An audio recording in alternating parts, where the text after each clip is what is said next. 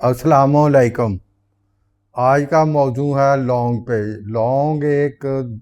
لونگ کا جو درخت ہے نا، یہ کلیاں ہیں، مطلب پھول جیسے ہوتے ہیں وہ کلیاں ہیں۔ یہ بڑی فائدہ مند چیز ہے، ہر گھر کے کچن کی سب سے پہلے ایک اہم بنیادی چیز ہے، جو کہ گرم مسالوں میں ڈلتا ہے، ویسے چائے پینے میں اس کو ڈالا جاتا ہے۔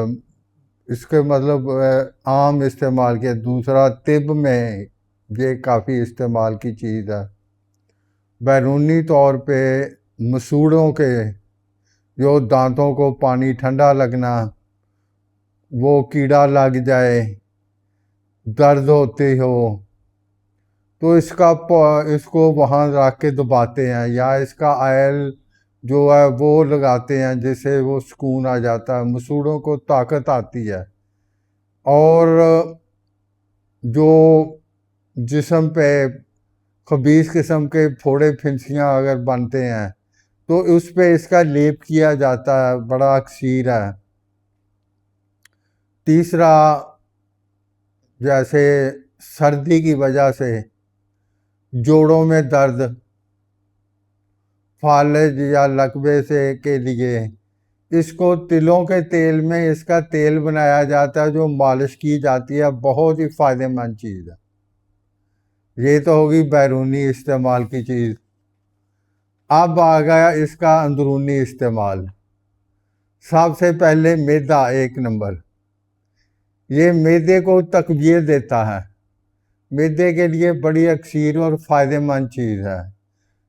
نمبر دو، یہ جگر کے لیے بھی بڑی اچھی چیز ہے، جگر کی سوزش وغیرہ کے لیے یہ بڑی فائدہ مند چیز ہے۔ آنتوں کو طاقت دینے کے لیے اس کا سفوف استعمال کیا جاتا ہے، وہ بڑا فائدہ دیتا ہے۔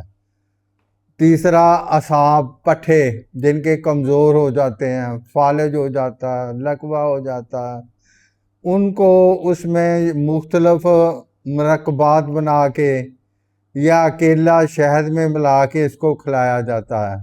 یہ بڑی اکثیر آرام دہ چیز ہے، ان چیزوں کو یہ شفا ہوتی ہے۔ اعصاب، پٹھے کمزور جو ہوتے ہیں ان کو فائدہ دیتی ہے۔ سردیوں میں سردی زیادہ لگتی ہو تو اس کا چائے کعوہ پئیں، اس کو شہد میں ملا کے رکھ لیں، اس کو استعمال کریں تو یہ بڑا فائدہ۔ جسم میں وایا بادی جسے کہتے ہیں، اس میں بھی اس کا عام استعمال کیا جا سکتا ہے۔ اور یہ سب سے مین چیز، یہ دل کو بھی تقویت دیتا ہے، دل کے لیے بڑی اچھی چیز ہے ایک عام سی چیز، مگر اللہ نے اس میں بڑی شفا رکھی ہوئی ہے۔ دماغ کو بھی اس کا بڑا فائدہ، دماغ کو اس کا تقویت ملتی ہے۔ انسان کے اعضائے رئیسہ جو ہیں ان کو یہ تقویت دیتا ہے، فائدہ دیتا ہے، مگر طریقے مختلف ہیں، مختلف مرکبات میں ملا کے، اکیلا اس کا سفوف، کعوہ بنا کے، چائے بنا کے، یا پاؤڈر شہد میں ملا کے رکھ لیں، اس کو تھوڑا تھوڑا استعمال کریں تو ان کے لیے یہ انتہائی فائدہ مند چیز ہے۔ تیسرا، جن لوگوں کو اکثر بلغم کی شکایت رہتی ہو، اس کو اخراج کرنے کے لیے، بلغم کو ختم کرنے کے لیے اس کا کعوہ، اس کا سفوف، اس کے مرکبات انتہائی فائدہ مند ہے۔ یہ بڑی اچھی اکثیر ایک چیز ہے۔ لونگ جو ہیں ان کے مضر اثرات نہیں ہیں، بڑی فائدہ مند چیز ہے، مگر کوئی بھی چیز اعتدال مقدار میں استعمال کی جائے۔ یہ نہیں کہ مطلب ایک دو لونگوں کی بجائے زیادہ استعمال کریں گے تو تلخی تیزی آئے گی، کیونکہ اس کی تاثیر گرم ہے۔ تو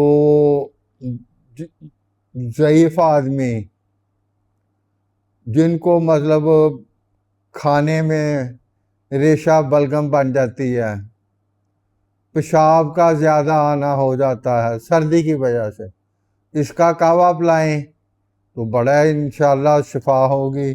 ویسے بھی جسم میں حرارت آئے گی، جب جسم میں حرارت آئے گی، جسم میں قوت آتی ہے، انسان ایکٹیو ہو جاتا ہے، تو اس کو استعمال کرنا چاہیے۔